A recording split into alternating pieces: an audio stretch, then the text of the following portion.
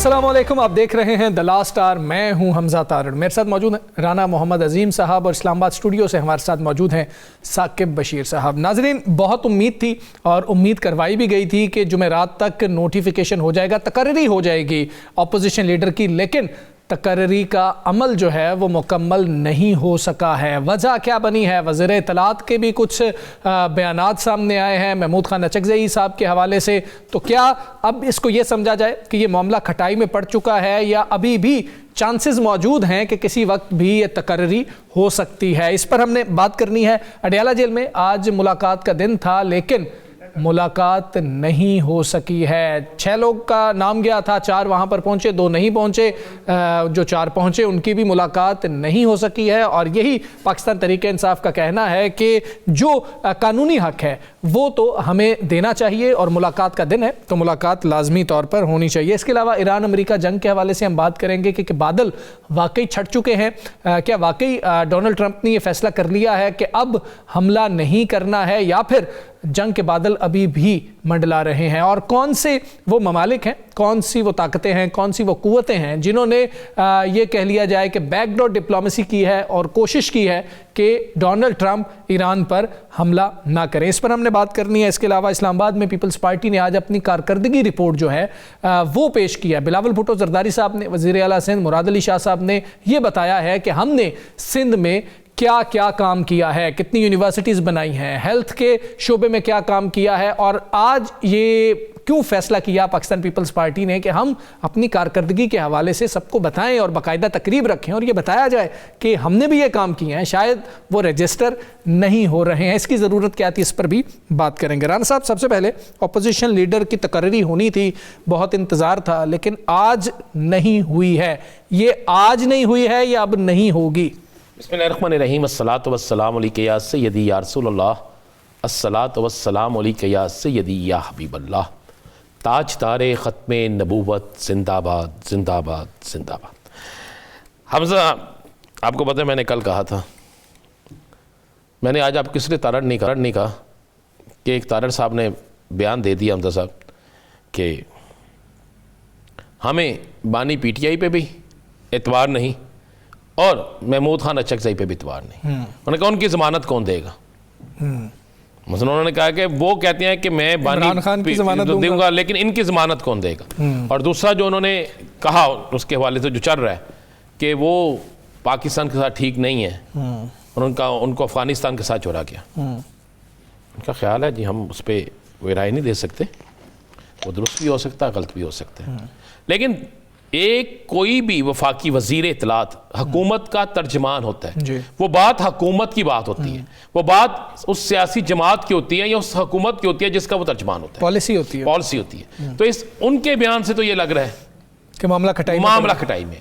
तारक फजल चौधरी साहब का कल आपने कहा कि उन्होंने बयान दिया है कि हो जाएगा। हाँ जी। अब देखना यह है कि कौन सच्चा है कौन झूठ, गलत बयानी कर रहा है। मैं झूठा तो नहीं कहूंगा, या किसके पास इंफॉर्मेशन पूरी नहीं है। याद करें मैंने कल भी कहा था कि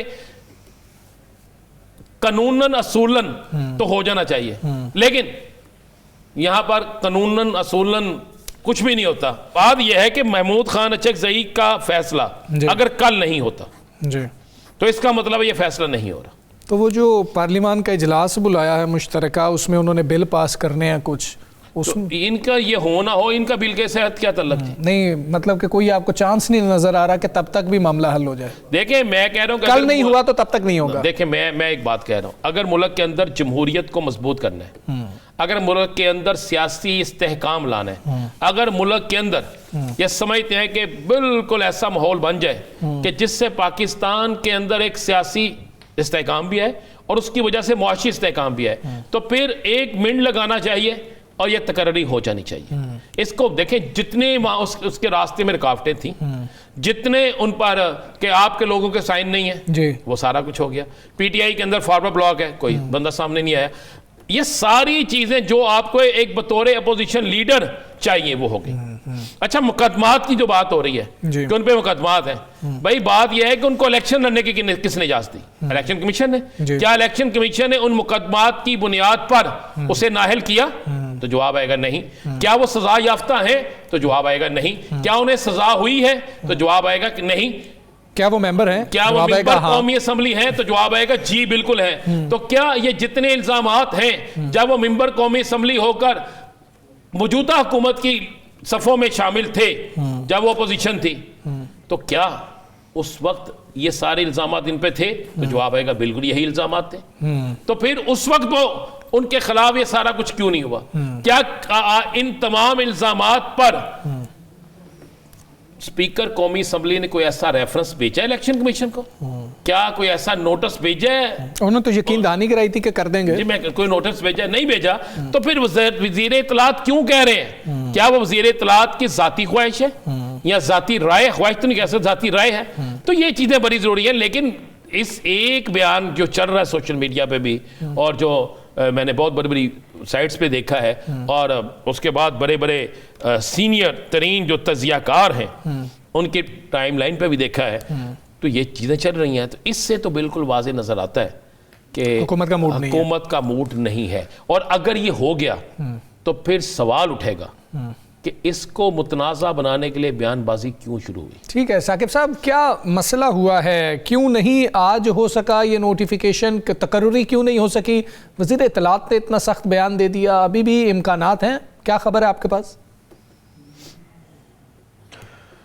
मेरी मालूमात के मुताबिक तो नोटिफिकेशन हो जाएगा, कल होने के बड़े वाजे इम्कानात। हाँ, कल जुम्मा है, मैंने कहा था ये जुमे रात को होता है, जुमे को बड़ा नोटिफिकेशन आता है, चाहे फारिग होने का हो चाहे किसी को लगाने का हो।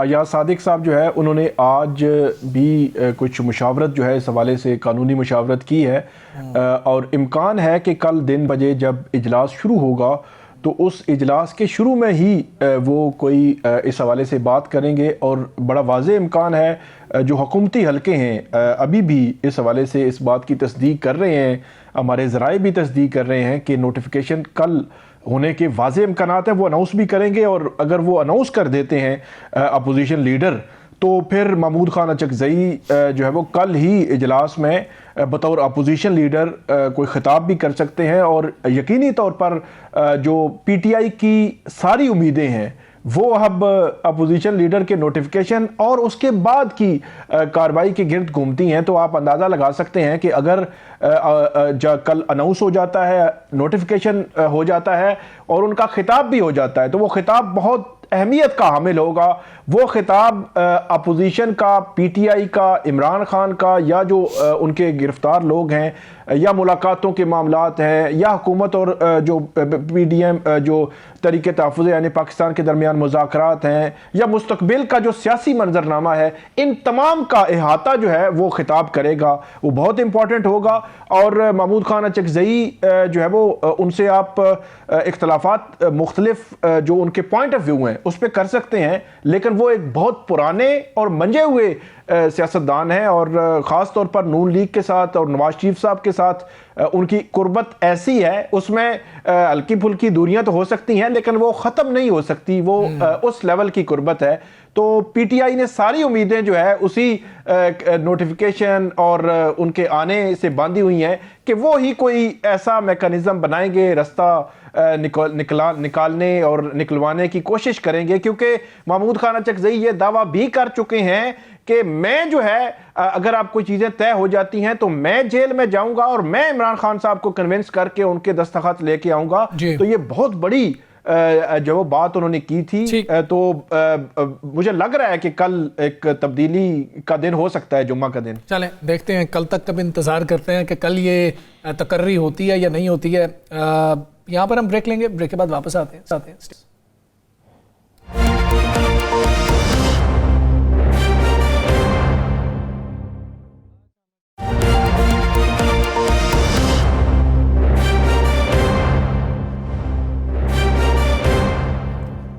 वेलकम बैक जी। आज भी ये नोटिफिकेशन या तकर्री जो है वो नहीं हुई है, क्या वजह है? पाकिस्तान तहरीक इंसाफ इस बारे में क्या जानती है? क्या अभी तक उम्मीदें हैं कि ये कल तक वाकई तकर्री हो जाएगी या नहीं होगी? और पाकिस्तान तहरीक इंसाफ की अगली हिकमत अमली है क्या 8 फरवरी के लिए? इस पर हम बात करेंगे। शौकत यूसुफज़ई साहब हमारे साथ मौजूद हैं। शौकत यूसुफज़ई साहब अस्सलाम वालेकुम, बहुत शुक्रिया आपका। सर, बड़ी उम्मीद थी सबको, बैरिस्टर गौहर साहब को भी उम्मीद थी, असद कैसर साहब को भी उम्मीद थी, दीगर जो रहनुमा हैं उनको भी उम्मीद थी कि आज तकर्री हो जाएगी। अब थोड़ा सा अगर मगर का जो है ये खेल लग रहा है, आप तक कोई बात पहुंची है कि क्या मामला है?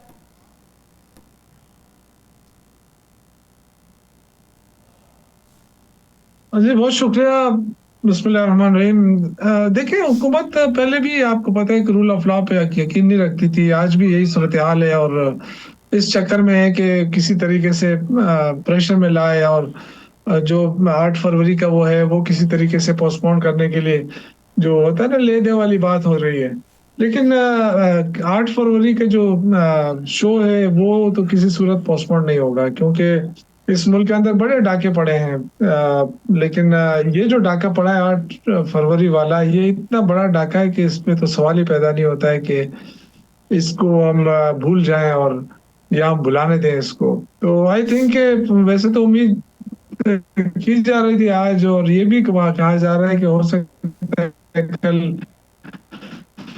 अनाउंस कर दे स्पीकर सादिक साहब। लेकिन हमें ऐसे कोई सरोकार नहीं है। हमें देखें, हमने तो रूल ऑफ लॉ और उसके लिए जमहूरियत के लिए हम बात करना चाहते हैं, लेकिन अगर ये नहीं मानते तो हम तो अपनी स्ट्रगल जारी रखेंगे। और पुरअमन स्ट्रगल है हमारे, हर पुरअमन स्ट्रगल को इन्होंने खूनी बनाया है।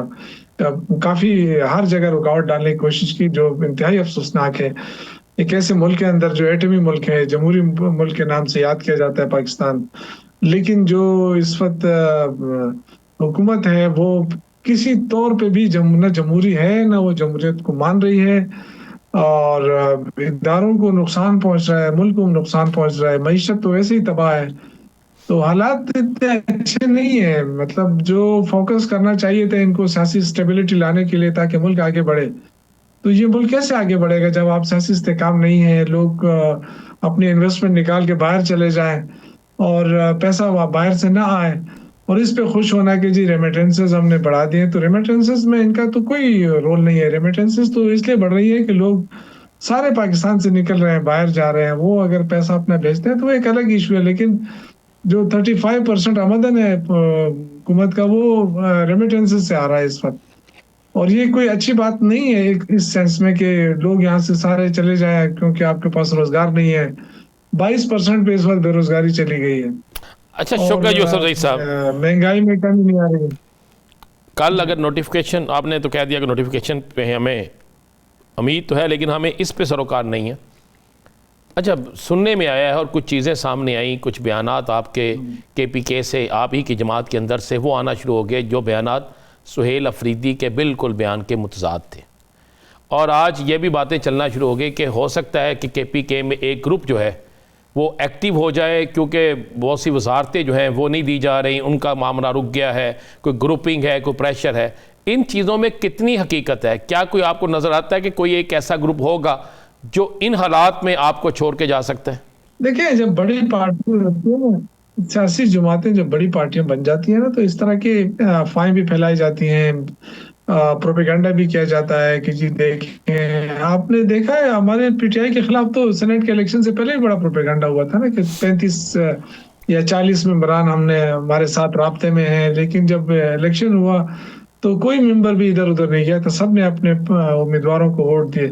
तो तहरीक इंसाफ में इख्तिलाफात का होना ये कोई नई बात नहीं है कि किसी के साथ इख्तिलाफात हों, ये तो हर पार्टी में भी होता है। लेकिन ये उसका हरगिज मतलब नहीं है कि जो इमरान खान का विजन है उससे हटकर कोई इधर उधर चला जाएगा। मुझे नहीं ख्याल है कि खैबर पख्तूनख्वा में तो इसलिए नहीं है कि यहाँ इमरान खान के बगैर वोट ही नहीं है।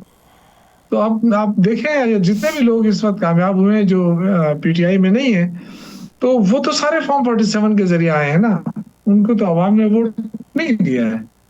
तो कोई भी इतना बड़ा रिस्क नहीं ले सकता कि वो पार्टी के खिलाफ बगावत कर ले, या इस तरह की कोई बात है। सुहेल अफरीदी चूंकि यंग है, नौजवान है, जाहिर है उसके लिए मुश्किलात होंगी, लेकिन ऐसी बात नहीं है कि कोई उसके खिलाफ ग्रुप बना के सामने आ जाए, क्योंकि वो पार्टी की संगीन वायलेशन में आएगा। क्योंकि सुहेल अफरीदी की नामजदगी इमरान खान ने की है, तो अब जाहिर है इमरान खान के नामजदगी हो जाएगा तो वो भी संगीन खिलाफ वर्जी में आएगा। तो इस तरह तो नहीं हो सकता। जी जी साकिब, ये बताइएगा कि जो सुहेल खान अफरीदी साहब हैं, खैबर पख्तूनख्वा हुकूमत है, उसने जो रेडियो पाकिस्तान जो केस था 9 मई से मुतल्लिका पेशावर का, उस पर एक तहकीकात के लिए एक कमेटी बनाई है और उस कमेटी का इजलास भी एक हमारी इतलात के मुताबिक हो चुका है। उन्होंने कोई रिपोर्ट्स जो है वो मंगवाई हैं। मेरा सवाल ये है कि 9 मई के मामले में पीटीआई एक फ्रीक है, उन पर इल्ज़ाम है कि 9 मई के वाक़यात उन्होंने किए। तो आपकी हुकूमत, आपके एमपीएज़, आपके इदारे जो वहाँ पे पुलिस वगैरह है, तो उनकी तहकीकात या उनकी इंक्वायरी के बाद जो रिपोर्ट मुरतब होगी, आप नहीं समझते कि वो भी एक जानिबदाराना एक्ट होगा? चाहे जाए कि आप किसी गैर जानिबदार लोगों को बिठाते कि वो देखें कि क्या ये वाक़या जो है वो एक मुनज़्ज़म तरीके से हुआ था या जो है वो एक रैंडम लोग आए और उन्होंने ये वाक़या किया था। देखिए, मेरा ये ख्याल है ना कि जाहिर है जब आपकी हुकूमत बनती है ना तो 8 फरवरी के बाद ही, 9 मई के बाद ही लोगों ने वोट दिया ना, 8 फरवरी को ये हुकूमत चुनी। तो अब जाहिर है इस हुकूमत ने अब इतना बड़ा जो वाक़या हुआ और फिर इल्ज़ामात तो लगे, लेकिन ये हुकूमत की रिस्पॉन्सिबिलिटी में आता है कि वो इस चीज़ को क्लियर करे कि हुआ क्या था उस दिन। तो जाहिर है देखें, कोई भी ये नहीं चाहता कि अपने इदारों को तबाह करे या अपने इदारों के खिलाफ कोई कार्रवाई करे। तो ये फायदा किसको हुआ है पूरे उसमें? अगर आप कराची से खैबर तक बात करें तो इन 9 मई के वाक़यात का सबसे ज्यादा फायदा किसको हुआ है? और जरूर इस चीज पे बात होनी चाहिए, क्योंकि उसका फायदा तो पीटीआई को तो नहीं हुआ है, पीटीआई को तो सरासर नुकसान हुआ है। तो क्यों ना तहकीकात की जाए? देखिए, अगर तहकीकात जो होती है ना, आपको पता है कि उसमें जो चीजें सामने आती हैं, शवाहिद आते हैं, वो फिर ऐसे शवाहिद होते हैं ना कि अगर ठीक है, अगर आपको कोई पर्सनली एक चीज नहीं पसंद है वो एक अलग बात है, लेकिन अगर आपके पास ठोस शवाहिद आते हैं और आप बताते हैं कि जी फला फला है, उस पे फिर अगर किसी को नहीं कबूल है वो इंक्वायरी, तो उसके ऊपर एक और इंक्वायरी कर सकता है, वो खुद ही कर सकता है जो जो जो जो इस पे एतराज करेंगे। लेकिन कम से कम लोगों तक बात तो पहुंचे ना कि हुआ क्या है। रेडियो पाकिस्तान में तोड़ फोड़ का क्या मकसद हो सकता था, पीटीआई का क्या मकसद हो सकता था? क्योंकि उस दिन आपको पता है कि मुझ पे हमला हुआ था उसी 9 मई को, और बड़ी बुरी तरह मुझे ज़ुदकोप भी किया गया था, मेरे कपड़े भी फाड़े गए थे, क्योंकि मैं चाहता था कि मैं लोगों को मना कर रहा था कि जी उस तरफ ना जाएं, कोर कमांडर हाउस की तरफ ना जाएं, उस तरफ ना जाएं। और फिर इमरान खान साहब जब प्रेस कॉन्फ्रेंस की थी, उन्होंने इस वाकये के बाद जब उनको पता चला तो उन्होंने फिर मेरे बाकायदा नाम लेकर कहा था कि मेरे मिनिस्टर जो है शाह फरमान और शौकत यूसुफजई लोगों को रोक रहे थे। तो अब ये तो पार्टी की तरफ से तो ऐसी कोई बात थी नहीं कि जी आप उस तरफ जाना है और ये कार्रवाई करनी है। लेकिन अगर इंडिविजुअल कोई गया है या कोई इस तरह की कार्रवाई हुई है तो वो तो फुटेज में है, लेकिन ये जो फुटेज दिखाए गए हैं, जो फोरेंसिक रिपोर्ट आई है, वो भी तो आप देखें ना कि एक वाकया कहाँ वो है, कहाँ पर और कहाँ से उसको जोड़ा गया है कि जी ये तस्वीर है और ये यहाँ पे है, तो वो वहाँ है ही नहीं। तो ये सारी चीजें फोरेंसिक रिपोर्ट में भी काफी खामियां, तो उसको अच्छा चले, जो साजिशें हो रही है ये चीज़ें क्लियर हो जाएंगी। नेचुरली तौर पे ये हो नहीं सकता कि गलत हो और उसे सीधा कर दिया, ठीक करके ले आए। गलत को गलत कहा जाएगा, ठीक को ठीक कहा जाएगा। अगर कोई इसमें मुलव्वस है तो उसको वाकई सज़ा मिलनी चाहिए, और अगर कोई मुलव्वस नहीं है तो उसको सज़ा नहीं मिलनी चाहिए। ये तो बड़ा एक सीधा सा फार्मूला है, क्योंकि पाकिस्तान सबसे पहले है। शौकत यूसुफजई साहब, 8 फरवरी आ रहा है, 8 फरवरी से पहले केपीके के अंदर स्ट्रीट मूवमेंट सबसे ज़्यादा तेज़ है। जीपी में भी, कश्मीर में भी, पंजाब में भी, बलोचिस्तान में भी, सिंध में दोबारा सुहेल खान अफरीदी गए अफसोस के लिए, लेकिन वो भी एक जलसा बन गया। तो 8 फरवरी को क्या तवक्को हम करें? क्या लोग समझे कि आप लोग कोई मार्च कर रहे हैं, या आज एक चीज़ जो चल रही है कि जब बानी को भी आइसोलेशन में कर दिया जाए और जब फाइनल कॉल हो तो केपीके के रोड्स ब्लॉक कर दें? कोई केपी को एक का राब्ता मुंतकिदा करने जा रहे हैं? तो मैंने आपसे कहा था कि इस मुल्क के अंदर जो बड़े बड़े डाके पड़े हैं करप्शन के, हम समझते हैं कि ये एक ऐसा डाका पड़ा है जिससे जमहूरियत ही लपेटने की कोशिश की गई, कि जिनको कहा गया जाता है कि जो वोट को इज्जत हो, तो आवाम ने वोट जो है वो पीटीआई को दिया, लेकिन उससे छीना गया। तो डेफिनेटली इतना बड़ा वाकया हुआ है, तो इसको कैसे बुलाया जा सकता है? उस पर पुरअमन एहतजाज हम करेंगे, ये हमारा हक है। पुरअमन एहतजाज का भी तरीकाकार क्या होगा? चाहती तो देखिए, ये तो पार्टी की तरफ से शायद कुछ दिनों बाद अनाउंसमेंट हो जाए, क्लियर हो जाएगा कि क्या करना है, एग्जैक्टली कहाँ कहाँ एहतजाज करना है, कैसा एहतजाज करना है, वो अब क्लियरेंस हो जाएगी पार्टी की तरफ से। लेकिन तैयारी हो रही है कि अच्छा हर शौकत तरीके से यूसुफ जो है, साहब, जो तहरीके तहफ़्फ़ुज़ आईन पाकिस्तान है उसने अब बाकायदा ऐलान कर दिया है कि वो 8 फरवरी को मुल्क गिर हड़ताल होगी, पहिया जाम हड़ताल होगी। उसमें जितनी भी तंजीमें हैं, ताजर, मजदूर, तलबा, वकला, सिविल सोसाइटी, सबको वो इसमें इन्वॉल्व करने की कोशिश करेंगे कि वो हड़ताल करें। मतलब तहरीके तहफ़्फ़ुज़ आईन पाकिस्तान जिसका हिस्सा PTI भी है, जिसको मैंडेट भी वो कहते हैं कि इमरान खान साहब ने दिया हुआ है, उन्होंने तो अपना प्लान जो है उसका ऐलान कर दिया है। अब क्या PTI अलग से भी कोई ऐलान करेगी या इन्हीं के साथ चलेगी? नहीं, पीटीआई अलग ऐलान नहीं करेगी। पीटीआई तो जाहिर है उसी के साथ रहेगी, लेकिन मेन स्टेक होल्डर चूंकि पीटीआई है ना, तो डेफिनेटली वो अपना क्योंकि हमारी जो तंजीमें हैं वो भी अल्हम्दुलिल्लाह मुकम्मल हो गई हैं, और तंजीमी स्ट्रक्चर जो है वो काफ़ी तेज़ी से अब मुकम्मल हो रहा है। तो नीचे लेवल से लेके ऊपर तक जाहिर है लोगों को निकालना है, तो तंजीमों का काम होता है। तो मेन स्टेक होल्डर तो पीटीआई है उसमें, तो डेफिनेटली अपनी यानी क़यादत तो अचकज़ई साहब की रहेगी और उन्हीं की हिदायत रहेगी, लेकिन ये कि पूरी तैयारी पीटीआई खुद करेगी। बिल्कुल ठीक है, पूरी तैयारी पीटीआई खुद करेगी। बहुत शुक्रिया आपका शौकत यूसुफ़ज़ई साहब, आपने प्रोग्राम में हमें ज्वाइन। ब्रेक लेंगे, ब्रेक के बाद वापस आते हैं।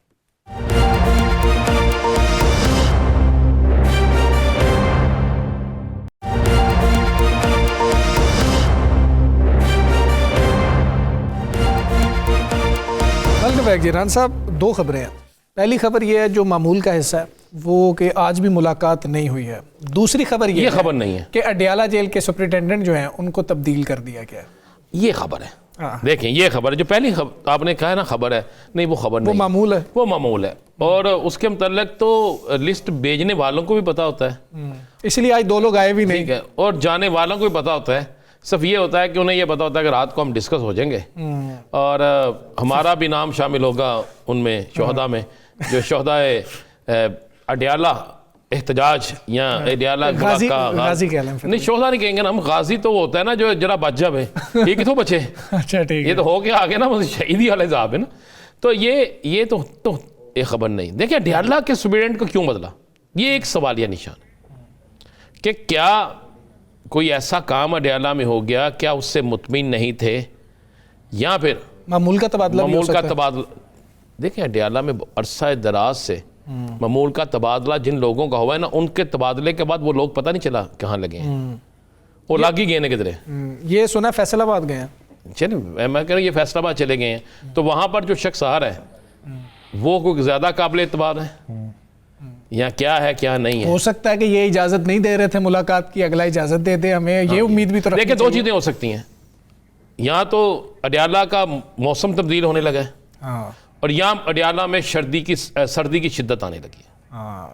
मतलब कि दोनों एक्सट्रीम्स है, दोनों यहाँ मौसम तब्दील होने लगा है, यहाँ सर्दी की शिद्दत आने लगी है। इन दोनों में से एक चीज़ होने लगी। महकमा मौसमियात ने भी कहा कि सर्दी बढ़ जाएगी, बारिशें होंगी। ये सियासी महकमा मौसमियात और अच्छा जी साकिब साहब, आपके पास क्या खबर है? कर दूं जी, इससे पहले अरशद वड़ाइश थे यहाँ पे अडियाला जेल में, वो तब्दील हुए तो ये अब्दुल गफूर अंजुम साहब आए थे जी। तो अरशद वड़ाइश के दौर में पीटीआई काफ़ी सुखी हमें नज़र आ रही थी, मतलब मुलाकातें बड़ी स्मूथ हो रही थी, सारी चीज़ें बड़ी इनकी हाक में ही जा रही थी, सारी इनके ऊपर सख्तियाँ इतनी ज़्यादा नहीं थी जितनी अब अब्दुल गफूर अंजुम साहब के दौर में उन्होंने देखी हैं। तो अब जो है वो गफूर साहब चले गए हैं और नए आए हैं, तो नए से तवक्कुआत मेरे ख्याल में पीटीआई को बिल्कुल भी नहीं लगानी चाहिए। एक बात, दूसरी बात ये है कि ये कहना कि अडियाला जेल का सुपरिटेंडेंट इतना कोई ताकतवर हो गया, इतना को बाइख्तियार हो गया है कि वो ही मुलाकात जो है इमरान खान से, एक एक्स प्राइम मिनिस्टर से, उसकी फैमिली की नहीं करने दे रहा, तो मेरे ख्याल में ये एक बड़ा मासूमाना सवाल होगा। यही कहना है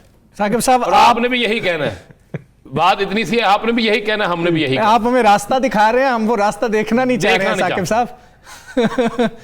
ठीक है। अगर आपको उस रास्ते का पता है तो आप अपने व्लॉग में कर लीजिएगा जिक्र। ठीक है, इस हवाले से मतलब मेरा कहने का मकसद यह है कि पंजाब हुकूमत है ऊपर, पंजाब हुकूमत नहीं, पंजाब हुकूमत कहती है, हम पंजाब हुकूमत कहती है, हुकूमत है सर वो दोनों हुकूमतें कहती हैं कि हमारा तो अमल दखल कोई नहीं, हमने तो अदारों को इंडिपेंडेंट कर दिया है। चले, ये रास्ते क्या निकल रहे हैं और जीफे को क्या रास्ते नजर आ रहे हैं, इस पर हमने बात करनी है। असलम गौरी साहब हमारे साथ मौजूद हैं। असलम गौरी साहब अस्सलाम वालेकुम, बहुत शुक्रिया सर आपने हमें ज्वाइन किया है। सर हम रास्तों की बात कर रहे हैं, अडयाला जेल में तो मुलाकातों के रास्ते नहीं निकल रहे हैं, लेकिन JUIFA को क्या रास्ते नजर आ रहे हैं मुल्क की सियासत में? बहुत शुक्रिया आपका जी। बात यह है कि मुल्क की सियासत में बिल्कुल गंभीरपन है और अंधेरा नजर आ रहा है। हुकूमत बिल्कुल संजीदा नहीं है और जो इस वक्त सूरत हाल है अपोजिशन लीडर के हवाले से देख लें, आप दूसरे मामलात में देख लें कि बिल्कुल अजीब और गरीब सूरत हाल इस वक्त पाकिस्तान में है कि जिनकी जिम्मेदारी है कि वो माहौल को ठीक करें, आवाम को साथ लेके चलें और मुल्क की मईशत की बहाली इससे मशरूत है इससे कि आपका मुल्क में सियासी टेम्परेचर किस हद तक नीचे आएगा और उसके बाद बाहर से लोग आएंगे। तो ये, लेकिन हुकूमत तो बिल्कुल मस्त है, उसे परवाह ही नहीं है किसी बात की और किसी तरह की, यानी कि आप वज़रा की स्टेटमेंट देख लें, रात को जो टीवी शोज में बैठे होते हैं उनकी गुफ्तगू का स्टाइल देख लें, ऐसा लगता है उनको तो किसी चीज की परवाह ही नहीं है कि बोलो कहाँ जा रहा है कहाँ नहीं जा रहा है, और अवाम दिन ब दिन बदतर हालात से दो चार हो रहे हैं। लेकिन गौरी साहब इसमें एक और एंगल भी निकलता है कि आप लोग प्रेशर ही नहीं क्रिएट कर पा रहे, उनको कोई टेंशन ही नहीं है, वो शाम को आते हैं टॉक शोज में बैठते हैं, जो दिल करता है बात करते हैं, आप लोगों का कोई प्रेशर ही नहीं है, तो ये खामी तो आप लोगों की भी है। देखिए, हम तो अपना प्रेशर डेवलप कर रहे हैं, मैंने पिछले प्रोग्राम में भी आपको अर्ज किया था कि हम अपनी तैयारियां कर रहे हैं, जिसके लिए हमने पहले भी एक पूरा मरहला मुकम्मल किया था, फिर मौलाना साहब ने सेकंड मरहला भी मुकम्मल कर लिया, इस्लामाबाद पहुंच गए हैं, कराची से लेके अपना लाहौर और ये दिल्ली और इस्लामाबाद हर जगह जो हमारे साथी हैं, जो कारकुन हैं, उनको स्ट्रेटजी बता रहे हैं कि भाई क्यों हम आना चाह रहे हैं इस्लामाबाद या हम क्यों एहतजाज करना चाह रहे हैं, उसके मसाइल क्या है, वजह क्या है। देखिए, जब तक आप मुतमईन नहीं करेंगे कारकुन को रोड पे निकालना जरा मुश्किल होता है। जैसे कि आप PTI पे एक्सपीरियंस देख रहे हैं ना, वो कहते हैं आ जाओ, फिर वो जितने आते हैं कुछ आगे हुकूमत जो रवैया करती है बगैर किसी स्ट्रेटजी से, बगैर किसी उससे, तो फिर वो ये सारे मसाइल तो पैदा होते हैं। तो हम थोड़ा सा अपना एक तरीकाकार है और हमने उसके मुताबिक अपना काम कर रहे हैं और इंशाल्लाह हम बहुत जल्द हम आपको रोडों पे नजर आएंगे, हम प्रेशर देंगे तो ये ठीक होगा। बिल्कुल आप दुरुस्त कह रहे हैं, अपोजिशन का दबाव आएगा, अपोजिशन का प्रेशर आएगा तो हुक्मरानों के रवैये और ठीक होते हैं। अच्छा, अस्सलाम गौरी साहब, जी जी, आपके पास बड़ी खबरें होती हैं और बड़े आप वसूख खबरें भी होती हैं और बाखबर है आप। ये जो एकदम शोर मचना शुरू हो गया है, कौमी हुकूमत, टेक्नोक्रेट्स, फलां, इसमें कोई आपको नज़र आ रहा है ये जानबूझ के एक ये शोशा छोड़ा गया है? और दूसरा ये जो आप खित्ते की सूरत हाल भी देख रहे हैं और ये अपोजिशन लीडर का तकर्रर आपको कल होता नज़र आ रहा है या नहीं आ रहा, इन दोनों चीज़ों पर ज़रा बताइएगा। देखिए, अपोजिशन लीडर का जहां तक आपने कहा है कि ये इस तरह जिस तरह ये टाल मटोल कर रहे हैं, जो जिस तरह लटका रहे हैं, मुझे तो नहीं लगता करेंगे। अगर करना होता तो आज ही ऐलान कर देते, आज तो उन्होंने अपना प्रोसेस पूरा कर लिया था। मसला क्या था, किससे परमिशन लेनी है, कल भी कर लगे रहे इसी काम पे। तो पहले तो पाकिस्तान में मेरा ख्याल ऐसा कोई एक्सपीरियंस पिछला तो नहीं है हमारे पास किस तरह से कोई अपोजिशन लीडर बनाया गया हो। तो अगर इन्होंने करना था तो कर देते, लेकिन अभी मैं नहीं समझता हूँ कि कोई ये मुखलिस है, हुकूमत मुखलिस है या आप समझे कि स्पीकर ऑफिस मुखलिस है कि इसका कोई अनाउंस कर दे। अब देखते हैं आने वाला कल क्या कहते हैं हमें। जहां तक आपने पहला सवाल किया, सूरत बिल्कुल अजीबोगरीब है। 28वीं तरमीम आप लाना चाहते हैं, जिसके लिए आप लोगों को दबाव में ला रहे हैं, पार्टियों को दबाव में ले रहे हैं। उसी का एक सिलसिला आज आपने देखा, बिलावल भुट्टो साहब ने प्रेसिडेंट हाउस में अपनी कारकर्दगी दिखाई 17 माह की, क्योंकि उन्हें अपने हुकूमत पर दबाव डे बाय डे बढ़ता हुआ नजर आ रहा है, तो मजबूर हो गए कि अपनी कारकर्दगी दिखाएं। और मजेदार बात यह है कि उन्होंने कारकर्दगी भी प्रेसिडेंट हाउस में दिखाई, वहां आके बताया कि जी हमने ये कब तीर मारा है 17 साल में। तो इस वक्त सूरत हाल 28वीं तरमीम की तरफ है। मैं तो समझता हूँ कि वो इनको दबाव में ला रहे हैं, जो इस वक्त हुक्मरान हैं, जो हुकूमतों में बैठे हैं, जो मजे कर रहे हैं, उनसे अपनी बातें कुछ बड़े लोग मनवाना चाहते हैं। जो तरमीम तैयार करते हैं, तैयार करके इनको देते हैं कि इसको पास करो, वो कुछ चीजें ऐसे बनवाना चाह रहे हैं जिसकी वजह से यह सारी अफरा तफरी मुल्क में फैलाई हुई है। और वो देखे ना, वो मरता क्या ना करता भी होगा, तरमीम होने के बाद इनका क्या हाल होता है, फिर हो सकता है जो आप फरमा रहे हैं वो बातें दुरुस्त साबित हो जाए। नहीं, आपके पास क्या खबर है? हमने तो हमारे फरमाने से कुछ नहीं, आपके पास खबर क्या है? खबर है आपके पास आपके चेहरे की मुस्कुराहट बता रही है। मैंने आपको बताया कि 28वीं तरमीम के लिए सारी तकद्दुद हो रही है और इसमें ये कुछ भी नहीं है। और ये इसी तरह ये काम उसी तरह पे काम करेंगे सारे, देखिएगा आप, हो जाएगी तैयार। बस थोड़ा कुछ ये भी मनवा रहे हैं, कुछ ये भी दबाव में है। कभी कराची के मेयर को भी नए अपने नोटिस दे दिया है। तो ये सारी चीजें तो आपके सामने है ना जी। और पहले एक परमिशन दे देते हैं कि सीएम KPK को बुला के उसकी टोपी भी पहना देते हैं, उसके अजरक भी डाल देते हैं। फिर जब कहीं और से दबाव आता है फिर चेखें निकलती हैं। फिर उस गरीब का हैदराबाद से वापसी पर रास्ते भी बंद कर देते हैं रात के अंधेरे में। फिर सिक्योरिटी भी भूल जाते हैं, चाहे उसको कच्चे का डाकू उठा के ले जाते हैं। तो ये सारी सूरत-ए-हाल जो फिर उसके बाद रास्ते बंद। आज तो मुझे पता चला IGC सीधे ने उन पुलिस अफसरों को मुअत्तल कर दिया है, उनको ट्रांसफर भी किया है, कुछ को मुअत्तल भी किया है कि ये वहां तक कि जलसागाह तक वहां अवाम पहुंचे कैसे PTI के लोग। तो ये सारी सूरत-ए-हाल तो नजर आ रहा है कि ये किसी दबाव और प्रेशर में हुकूमतें काम कर रहे हैं इसमें। जी साकिब साहब। अच्छा गौरी साहब, डायरेक्ट क्वेश्चन मैं करता हूँ कि माजी में भी हमने देखा कि 26वीं आईनी तरमीम में आप ऑन बोर्ड थे, सारी चीज़ें चलती रहीं। फिर 27वीं आईनी तरमीम में एक बिलावल भुट्टो जरदारी साहब ने बड़ी तवील मुलाकात की थी मौलाना फजल रहमान साहब से। उसमें यकीनी तौर पर उन्होंने डिस्कस की चीज़ें। अब 28वीं की भी हम जो है जिस तरह आप इसको कंफर्म कर रहे हैं, तो कोई इनडायरेक्टली या डायरेक्टली कोई अपोजिशन से या हुकूमती किसी तरफ से आपको कुछ कम्युनिकेट किया गया है? एक सवाल है मेरा ये। और दूसरा सवाल ये है कि 26वीं तरमीम में मुझे याद पड़ता है जो फेवर की थी मौलाना फजल रहमान साहब ने, उसके पीछे कुछ अमेंडमेंट्स आपने भी करवाई थी, उसमें सूद के खात्मे और इस तरह की कोई और चीज़ें भी थी।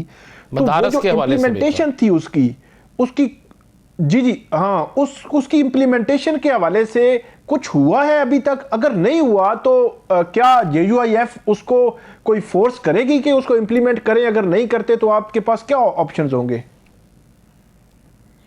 देखिए, हम ये जो मौलाना साहब प्रोग्राम कर रहे हैं, जो एहतजाज का हम प्लानिंग कर रहे हैं, तो उसके पीछे यही तो चीजें हैं सारी की जो इन्होंने हमसे कमिटमेंट की थी 26वीं तरमीम पे। जैसे अभी तक उसमें कोई पेशरफ्त नजर नहीं आ रही। और हमें तो शरीय अदालत को मजबूत करने के लिए कुछ उसमें आईनी तरमीम की गई है। और अब तो शरीय अदालत से शायद बिल्डिंग भी वापस ले ली गई है। तो इस तरह बहुत सी इस्लामी नजरियाती कौंसिल को कुछ हमने मजबूत किया था।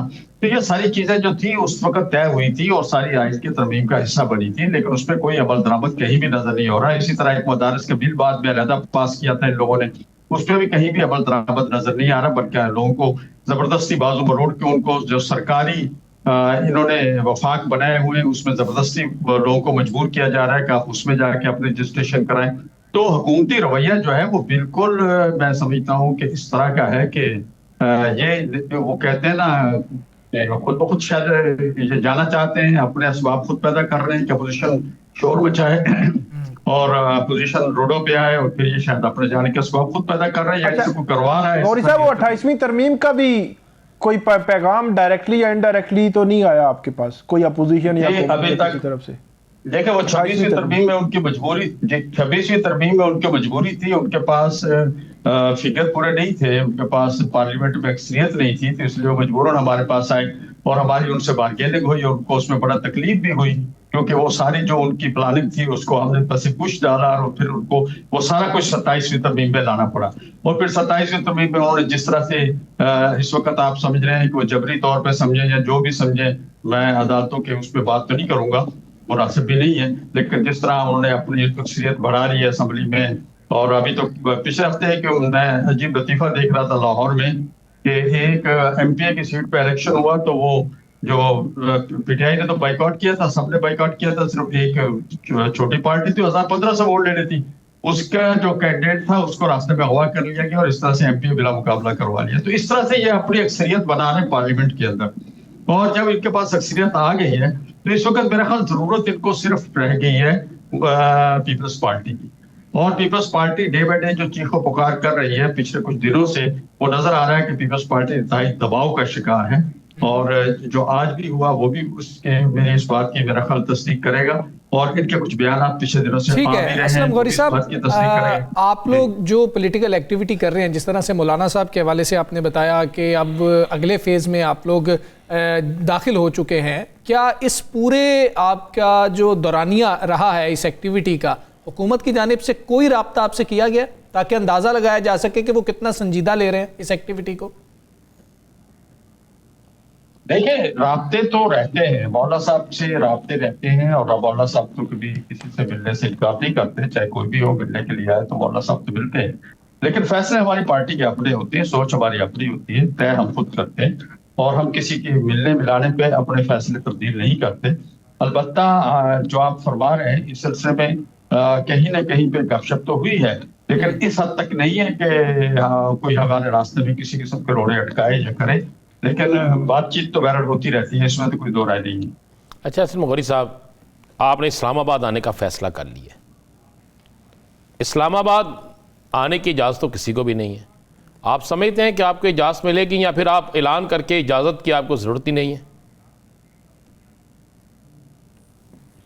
देखिए, अभी हमने स्ट्रेटेजी पूरी बनाई नहीं है कि आपने कैसे आना है, किस तरह से आना है और कैसे आना है। कुछ चीजें ये खुफिया भी रखी जाती हैं, आपको पता है, पहले भी हमारे पास इजाजत, क्योंकि मौलाना साहब ने कहा है कि पीटीआई आए या ना आए, हम आएंगे हुकूमत के सामने।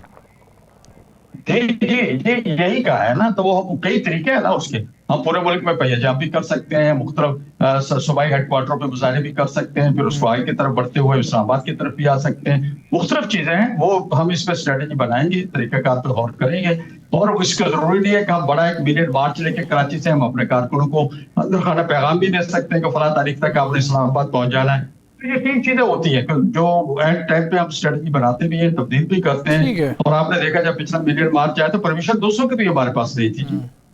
जी ठीक है, मुख्तलिफ स्ट्रेटजीज़ आप कह रहे हैं कि अभी ज़ेर गौर हैं, इस पर फैसला जो है वो पार्टी कर लेगी। असलम गौरी साहब, बहुत शुक्रिया आपका, आपने में हमें ज्वाइन किया। राना साहब, ये ईरान जंग का जो मामला है, ये मामला वाकई रुक गया है?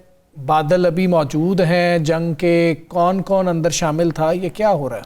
देखें, एक चीज़ तो ज़हन में रखिएगा, सऊदी अरब को इनकार या नाराज़ करना ये मुमकिन ही नहीं अमेरिका के लिए, अमेरिका क्या दुनिया के किसी मुल्क के लिए भी, समेत ईरान के, दुनिया के किसी मुल्क के लिए भी नहीं। आप गौर करें कि सबसे पहले अगर इस्लामी रियासतों में जो अरब की रियासतें थी, उसमें अगर ईरान के हक में बयान आया तो वो सऊदी अरब से आया, और उन्होंने वाज़ेह कहा कि हम इस जंग का ना हिस्सा बनेंगे और ना ये जंग जो है हमें किसी सूरत में हमने होने देनी है। और फिर MBS ने, मोहम्मद बिन सुलेमान ने, उन्होंने बेहतरीन इस पर रोल अदा किया।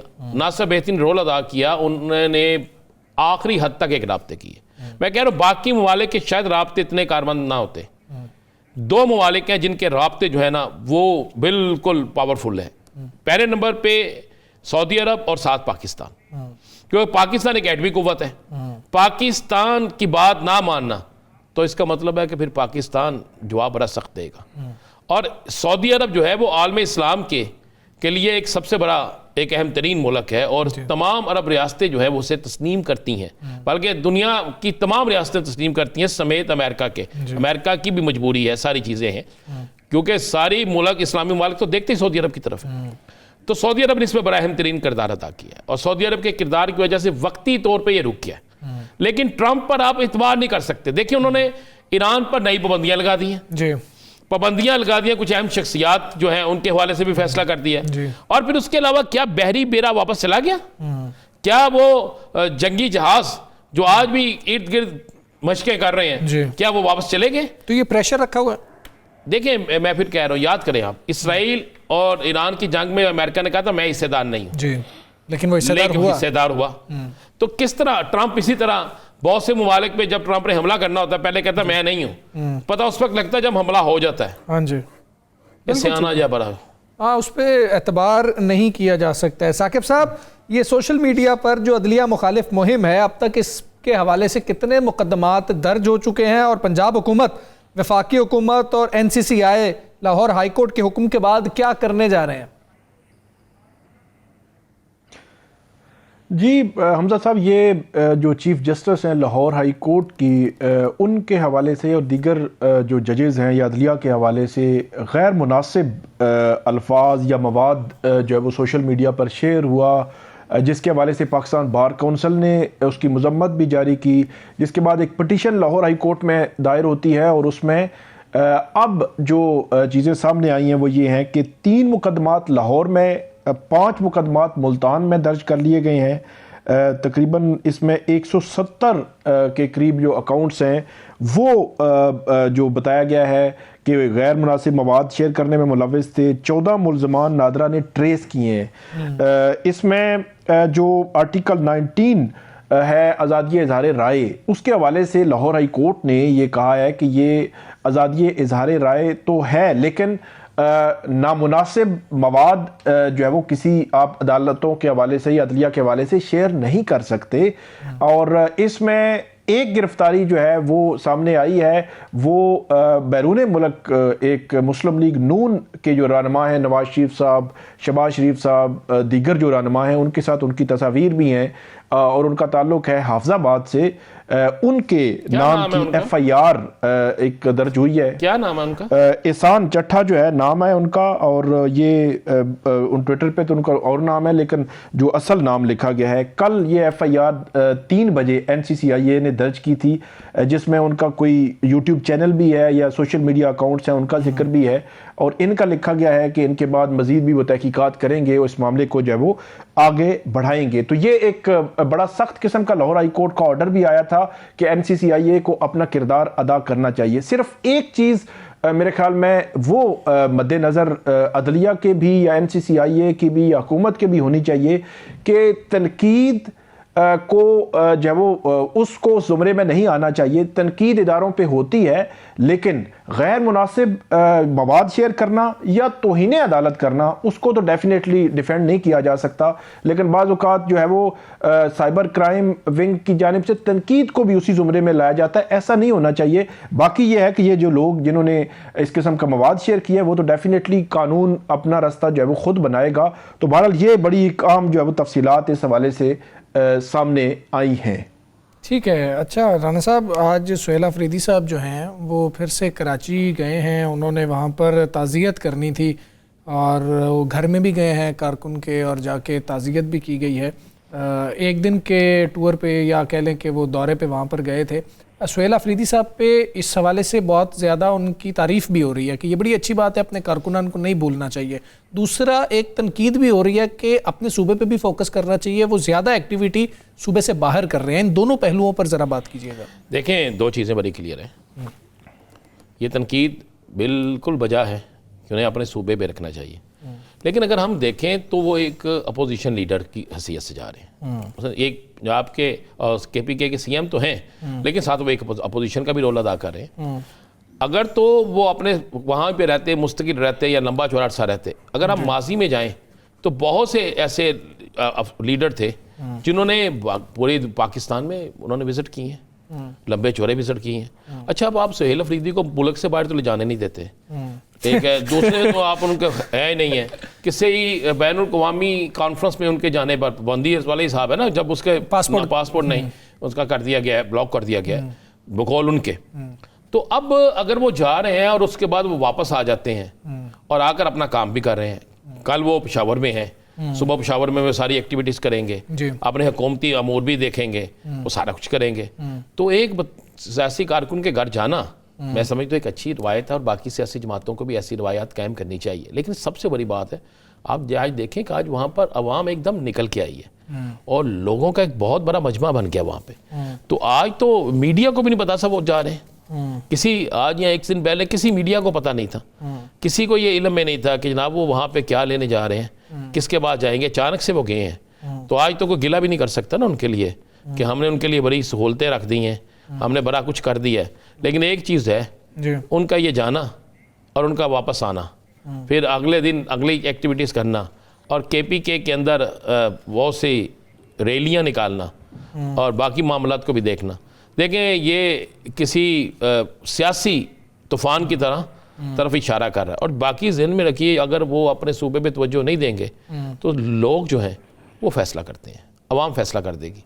ठीक है, अवाम को उनकी ये जद्दोजहद पसंद है या सूबे पे तवज्जो देना पसंद है। ठीक है साकिब साहब, आप इस पे क्या कहेंगे कि यही दोनों सवाल आपसे हैं कि चलें एक तरफ बहुत अच्छी बात है, कारकुनान का ख्याल भी करना चाहिए, उनको याद भी रखना चाहिए, और दूसरी तरफ अपना सूबा पहली प्रायोरिटी होता है चीफ एग्जीक्यूटिव की।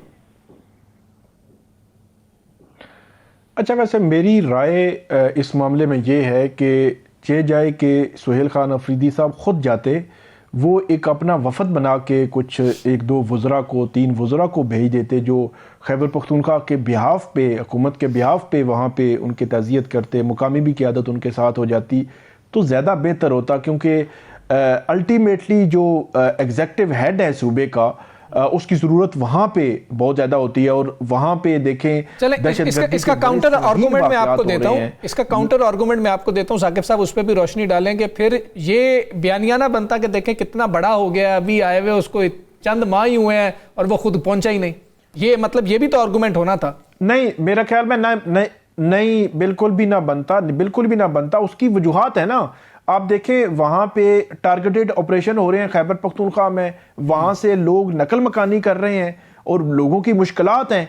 जब खैबर पख्तूनख्वा के जिन लोगों ने वोट दिया है उनको, तो वहाँ पे मेरे ख्याल में उनको फोकस करना चाहिए, क्योंकि उनकी पैदर पे एक्टिविटीज आ रही है ना। उनके बलोचिस्तान उन्होंने जाना है, फिर 8 फरवरी आगे आ रहा है, फिर उन्होंने इस्लामाबाद आना है, उनको ज्यादा निकलना पड़ रहा है। तो मैं इसलिए कह रहा हूँ कि कराची जाना स्पेशल और वापस आना, उसमें कोई हर्ज नहीं था कि उनका एक नुमाइंदा वफद जाता और जो है वो इसी तरह ही उनके घर जाता, तो ज्यादा बेहतर होता। साकिब साहब, लास्ट 30 सेकेंड्स हैं, आपसे सवाल हाँ या ना में, पाकिस्तान तहरीक इंसाफ आपको कायमा कमेटियों में वापस जाती नजर आ रही है?